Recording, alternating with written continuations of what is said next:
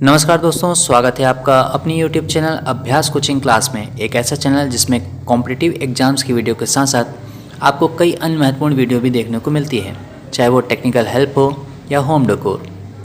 दोस्तों, आज इस वीडियो में हम भारत के भूगोल से संबंधित कई महत्वपूर्ण क्वेश्चनों के बारे में बात करेंगे। दोस्तों, ये क्वेश्चंस आपको एसएससी जीडी में काफ़ी हेल्पफुल साबित होने वाले हैं। इस तरह की कई वीडियो की सीरीज़ मैं आपके लिए लेके आऊँगा। तो दोस्तों, अगर ये वीडियो आपको पसंद आए तो वीडियो को लाइक ज़रूर करिएगा और चैनल जो लोग नए हैं वो चैनल को सब्सक्राइब जरूर कर लें। तो दोस्तों, चलिए इस वीडियो को शुरू करते हैं।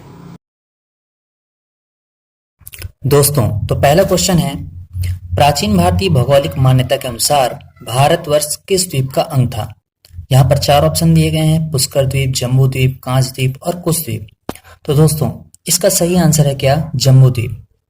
देखिए, इसके कुछ अन्य तथ्य के बारे में चर्चा करें तो पौराणिक भूगोल के अनुसार जम्बू द्वीप भूलोक के सप्त महाद्वीपों में से एक है। यह द्वीप पृथ्वी के केंद्र में स्थित है।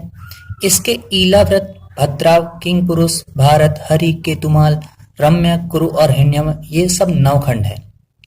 इनमें भारतवर्षीय मृत्युलोक है, शेष देवलोक है। इसके चतुर्दिक लवण सागर है।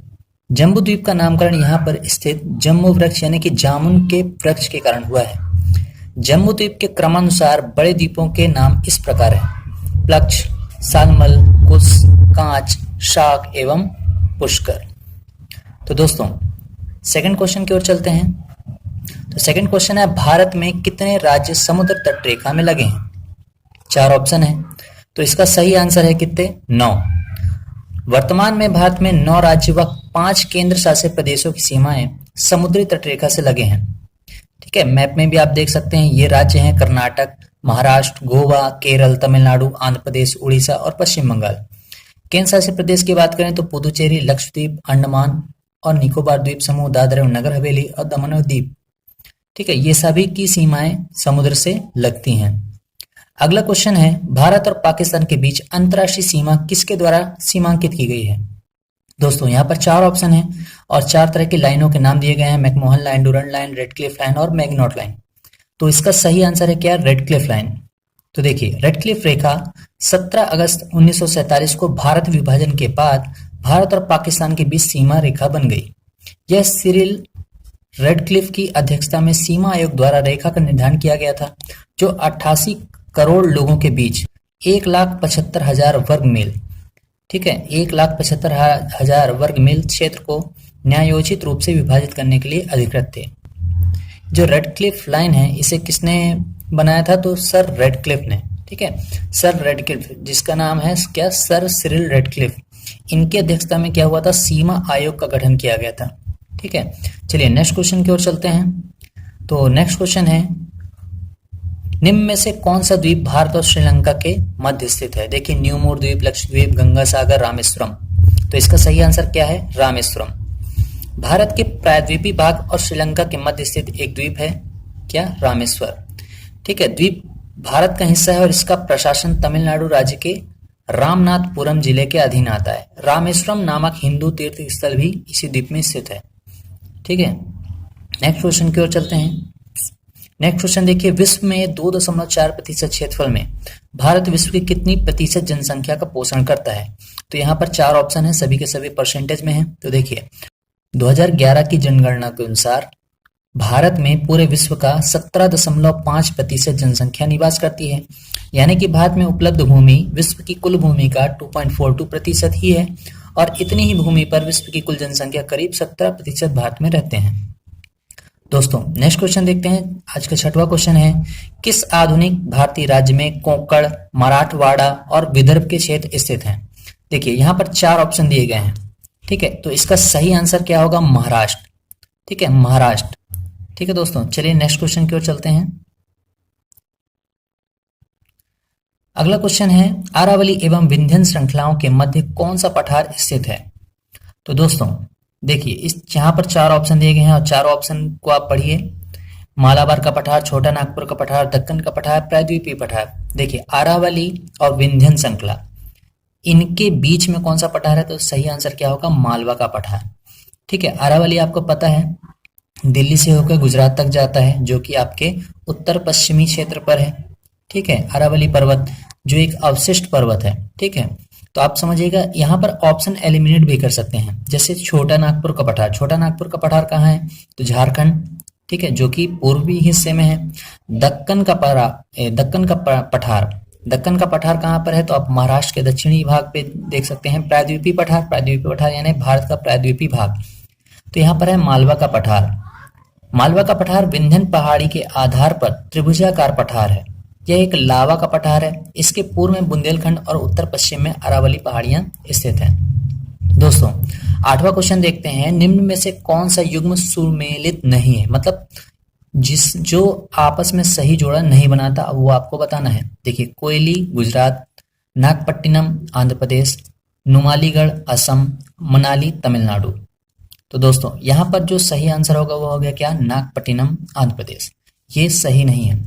गुजरात तेल शोधनागार भारत में गुजरात राज्य के कोयाली बडोदरा में स्थित है। इसे इंडियन ऑयल कॉरपोरेशन लिमिटेड चलाती है। ठीक। नागपट्टिनम तमिलनाडु राज्य में एक लोकसभा निर्वाचित क्षेत्र है। नुमालीगढ़ भारत के असम राज्य के गोलाघाट जिले में स्थित एक शहर है। मनाली एक औद्योगिक क्षेत्र है और चेन्नई के निगम क्षेत्र है और भारतीय राज्य तमिलनाडु के तिरुवल्लुवर जिले में स्थित है। दोस्तों अगला क्वेश्चन देखिए, आज का 9वां क्वेश्चन है, भारत की कौन सी पर्वत श्रेणी नवीनतम है? यहाँ पर है सह्याद्री, अरावली, हिमालय, सतपुड़ा। तो इसका सही आंसर है क्या? हिमालय। दोस्तों ये जो हिमालय पर्वत है, हिमालय श्रेणी है, सबसे नवीनतम पर्वत श्रेणी यानी कि नवीन वलित मोड़दार पर्वत है। ये हिमालय जो है ये लगातार बन रहा है। ठीक है, अभी तक इसका निर्माण जारी है और इसका पता हमें कैसे चलता है? तो हिमालय में आने वाले भूकंपों के जरिए हम इसका पता चलता है। लगातार वर्षों में के अध्ययन से हमको ये पता चला है कि हिमालय की लंबाई अभी भी बढ़ रही है। और लंबाई अगर बढ़ रही है इसका मतलब इसका विकास अभी भी जारी है।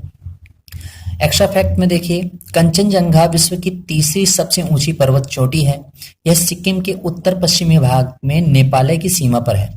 कंचनजंगा नाम की उत्पत्ति तिब्बती मूल के 4 शब्दों से हुई है, जिन्हें आमतौर पर कांग, छेन, दंजो, गायांग, छेन, दजो, गा लिखा जाता है। सिक्किम में इसका अर्थ विशाल हिम की 5 निधियां लगाया जाता है। नेपाल में यह कुंभकर्ण लगूर कहलाता है। दोस्तों अगला क्वेश्चन है, कुल्लू घाटी निम्नलिखित पर्वत श्रेणियों के बीच अवस्थित है। तो यहाँ पर 4 ऑप्शन है। देखिए चारों ऑप्शन को पढ़िए। इसका सही आंसर क्या होगा? धौलाधार और पीर पंजाल। पीर पंजाल पर्वतमाला हिमालय की एक पर्वतमाला है जो भारत के हिमाचल प्रदेश और जम्मू कश्मीर राज्यों और पाक अधिकृत कश्मीर में चलती है। धौलाधार पर्वत को मूलाक पर्वत के नाम से भी जाना जाता है। ठीक है दोस्तों, नेक्स्ट क्वेश्चन देखिए, छोटा नागपुर पठार की सबसे ऊंची चोटी कौन सी है? बहुत ही आसान सवाल है दोस्तों। 4 ऑप्शन यहाँ पर दिए गए हैं, धूपगढ़ी, पचमढ़ी, पारसनाथ, महाबलेश्वर। तो यहाँ पर देखिए इसका सही आंसर क्या होगा? पारसनाथ। पारसनाथ पहाड़ी झारखंड के गिरिडीह जिले में स्थित पहाड़ियों की एक श्रृंखला है। इसकी उच्चतम चोटी 1350 मीटर है। यह जैन के लिए सबसे महत्वपूर्ण तीर्थ स्थल केंद्र में से एक है। वे इसे सम्मेद शिखर कहते हैं। ठीक है, जैनी लोग इसे क्या कहते हैं? सम्मेद शिखर कहते हैं। 23वें तीर्थंकर के नाम पर पहाड़ी का नाम पारसनाथ रखा गया है। 24 जैन तीर्थंकरों ने इस पहाड़ी पर मोक्ष प्राप्त किया। कुछ के अनुसार 9 तीर्थंकरों ने इस पहाड़ी पर मोक्ष प्राप्त किया। उनमें से प्रत्येक के लिए पहाड़ी पर एक मंदिर यानी गुमटी या तुक है। पहाड़ी पर कुछ मंदिर 2000 साल से भी अधिक पुराने हैं। ठीक है दोस्तों, इसके अलावा देखिए धूपगढ़ एक चोटी है ना, जो कि पचमढ़ी में है। महाबलेश्वर सह्याद्री में है। नेक्स्ट क्वेश्चन देखिए, आर्यों ने भारत में किस दर्रे से होकर प्रवेश किया? खैबर दर्रा, बोलन दर्रा, काराकोरम दर्रा, सिपकिला दर्रा। तो देखिए इसका सही आंसर होगा क्या? खैबर दर्रा। खैबर दर्रा को भारत का प्रवेश द्वार कहा जाता था। इसी प्रवेश द्वार से अफ्रीकी मानव भारत में प्रवेश कर सभ्यता के नए सोपान को चढ़ाता हुआ आज इस स्तर पर पहुंचा है। इसी मार्ग द्वारा पहुंचकर पंजाब में ऋग्वेद की रचना हुई थी। दोस्तों नेक्स्ट क्वेश्चन की ओर चलते हैं। तो अगला क्वेश्चन है, बुर्जिल तथा जोजिला दर्रा निम्नलिखित में से किस राज्य में स्थित है? 4 ऑप्शन है। इनका सही आंसर क्या हो जाएगा? जम्मू कश्मीर। दोस्तों बुर्जिला दर्रा कश्मीर क्षेत्र का एक ऐतिहासिक दर्रा है जो श्रीनगर को पाक अधिकृत कश्मीर गिलगित बल्तिस्तान क्षेत्र में स्थित गिलगित और स्कर्दू से जोड़ता है। जोजिला जम्मू और कश्मीर में जास्कर श्रेणी में स्थित एक प्रसिद्ध दर्रा है। यह दर्रा हिमालय के अंतर्गत आता है। इसके द्वारा श्रीनगर और लेह सड़क मार्ग से जुड़ते हैं। जोजिला दर्रे पर भूस्खलन के कारण सड़क खिसकने का डर सदा बना रहता है। दोस्तों नेक्स्ट क्वेश्चन देखिए, निम्नलिखित नदियों में से कौन एक विनाशकारी नदी है? तो देखिए इसका सबसे सही आंसर क्या हो जाएगा? कोसी। ठीक है, कोसी नदी कहाँ है? तो आपको पता है कोसी को हम बिहार का शोक कहते हैं। कोसी नदी नेपाल में हिमालय से निकलती है और बिहार में भीमनगर के रास्ते से भारत में दाखिल होती है। इसमें आने वाली बाढ़ से बिहार में बहुत तबाही होती है और इसी कारण इसे बिहार का अभिशाप या बिहार का शोक भी कहते हैं। दोस्तों नेक्स्ट क्वेश्चन देखिएगा, निम्नलिखित में से किस नदी को वृद्ध गंगा के नाम से जाना जाता है? देखिए 4 ऑप्शन है, गोदावरी, महानदी, कृष्णा, कावेरी। तो इसका सही आंसर होगा क्या? गोदावरी। गोदावरी दक्षिण भारत की एक प्रमुख नदी है। यह नदी दूसरी प्रायद्वीपीय नदियों में से सबसे बड़ी नदी है। इसे दक्षिण गंगा भी कहा जाता है। इसकी उत्पत्ति पश्चिमी घाट के त्र्यंबकम पहाड़ी से हुई है। दोस्तों 16वां क्वेश्चन देखिए, हिमालय काटकर एवं बहकर आने वाली नदियां हैं। 4 ऑप्शन है, सतलज, सिंधु, गंगा, ब्रह्मपुत्र, सतलज, सिंधु, ब्रह्मपुत्र, सिंधु, गंगा, सतलज, ब्रह्मपुत्र और यमुना। देखिए इसका जो सही आंसर होगा वो क्या होगा? सतलज, सिंधु, ब्रह्मपुत्र। ठीक है ना, सेकंड ऑप्शन है जो ब्रह्मपुत्र, सतलज, सिंधु। देखिए यहाँ पर एक्स्ट्रा फैक्ट में क्या लिखा, अपवाह तब विकसित होता है जब कोई नदी अपने मार्ग में आने वाली भौतिक बाधाओं को काटते हुए अपनी पुरानी घाटी में ही प्रवाहित होती है। इस अपवाह प्रतिरूप की नदियों द्वारा सरित अपहरण का भी उदाहरण प्रस्तुत किया जाता है। हिमालय से निकलने वाली सिंधु, सतलज, ब्रह्मपुत्र, भागीरथी, तिस्ता आदि नदियां पूर्ववर्ती अपवाह प्रतिरूप का निर्माण करती हैं। दोस्तों नेक्स्ट क्वेश्चन की ओर चलते हैं। तो 17वां क्वेश्चन है, पंजाब के निर्माण में सबसे महत्वपूर्ण नदी कौन सी है? तो दोस्तों इसका सबसे सही आंसर क्या हो जाएगा? सिंधु नदी। ठीक है, देखिए सतलज, ब्यास, झेलम, सिंधु। तो सिंधु नदी इसका एकदम सही आंसर होगा। देखिए जो पंजाब है, आधा पंजाब आपका पाकिस्तान में है, आधा पंजाब अपने भारत में है। दोस्तों सिंधु की 5 उपनदियां हैं। इनके नाम क्या है? वित्सत्ता, चंद्रभागा, इरावती, विपाशा एवं सतरदु। इनमें सतरदु सबसे बड़ी उपनदी है। सतरदु यानी कि सतलज नदी। सतलज नदी पर बना भाखड़ा नागल बांध के द्वारा सिंचाई एवं विद्युत परियोजना को बहुत सहायता मिली है। इसकी वजह से पंजाब एवं हिमाचल प्रदेश में खेती ने वहां पर चेहरा बदल दिया है। जानते हैं ये तो पहाड़ी इलाका है हिमाचल प्रदेश। वित्सत्ता यानी कि झेलम नदी के किनारे जम्मू और कश्मीर की राजधानी श्रीनगर स्थित है।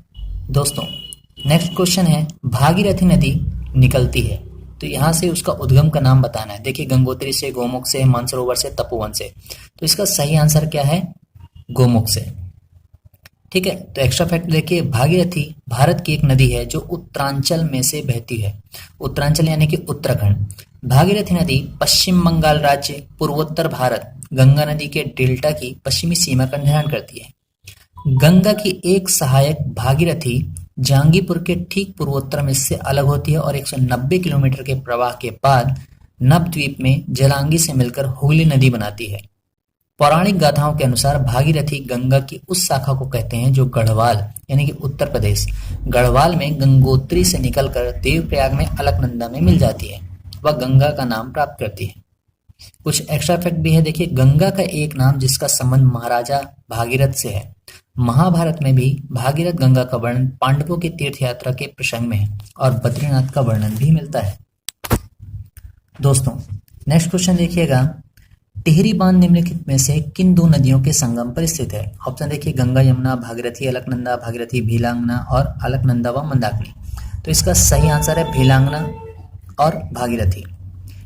फैक्ट में देखिए, भीलांगना उत्तर भारत के उत्तराखंड राज्य की एक नदी है। इसके और भागीरथी नदी के संगम पर टिहरी बांध परियोजना बनाई गई है। इस परियोजना की कल्पना 1953 में की गई थी और यह 2007 में पूरी हुई। दोस्तों आज का लास्ट क्वेश्चन है, उमियम झील किस राज्य में स्थित है? देखिए 4 ऑप्शन है, मणिपुर, मिजोरम, मेघालय, त्रिपुरा। तो इसका सही आंसर क्या है? मेघालय। देखिए उमियम झील भारत के पूर्वोत्तर राज्य मेघालय की राजधानी शिलांग से उत्तर दिशा में लगभग 15 किलोमीटर दूर पहाड़ों में स्थित एक जलाशय है। इसे आमतौर पर बड़ा पानी झील भी कहा जाता है। इसका निर्माण 1960 के दशक के आरंभ में उमियम नदी को बांधकर किया गया था। झील और बांध 220 वर्ग किलोमीटर के क्षेत्रफल में फैला है।